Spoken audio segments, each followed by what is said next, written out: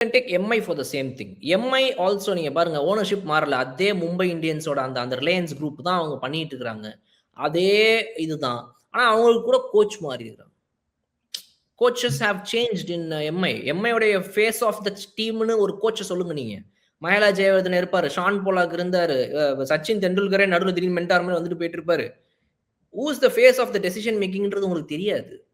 Okay. But நீங்க சிஎஸ்கேல பார்த்தீங்கன்னா, உங்களோட கோச், உங்க ஹெட் கோச்னு ஒருத்தர் இருக்கிறாரு. எந்த டீம்ல அந்த ஹெட் கோச்சுக்கு இந்த உரிமை குடுத்துருக்கானுங்க?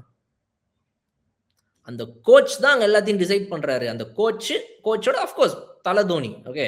தோனி அண்ட் ஃபிளெமிங்னு ஒருத்தங்க 2008ல இருந்து 2025 வரைக்கும் generations have changed, times have changed, cricket has evolved, T20 has evolved, players have come, new gen players have come, new style of cricket has evolved, but still they both are the same decision makers. Yes. They have changed and they have adapted now.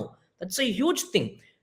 அந்த மஞ்சள் டிஷர்ட்டை போட்டு அப்படியே வந்து ஒரு மாதிரி உட்காந்துருப்பாங்க. இந்த தடவை வாடா ஒரு ரவுண்ட் நெக் கால் டிஷர்ட், ரவுண்ட் நெக் டிஷர்ட்டை போட்டு மேலே ஒரு இதை போட்டுட்டு திஸ் டைம் நோ மிக்சர் அப்படின்னு ரீல் போட்டுட்டு உள்ள போய் 14.2 கோடிக்கு வந்துட்டு 2 யங் பிளேயர்ஸை எடுத்துட்டு வராங்க. இதுக்கு முன்னாடி என்ன கம்ப்ளைண்ட் இருந்துச்சு சிஎஸ்கே மேல?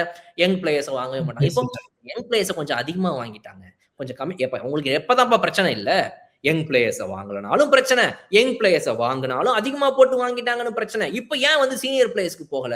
இப்ப ஏன் வந்துட்டு ஒரு கேமரூன் கிரீன் மாதிரி ஒருத்தர் வாங்கல? கேமரூன் கிரீன் வாங்கினா உங்களுக்கு செட் ஆகும் எதுக்கு? So people will keep having their own views. நானும் சொல்லுவேன், நீங்களும் சொல்லுவீங்க, ஆடியன்ஸ் சொல்லுவாங்க, எல்லாரும் சொல்லுவோம்.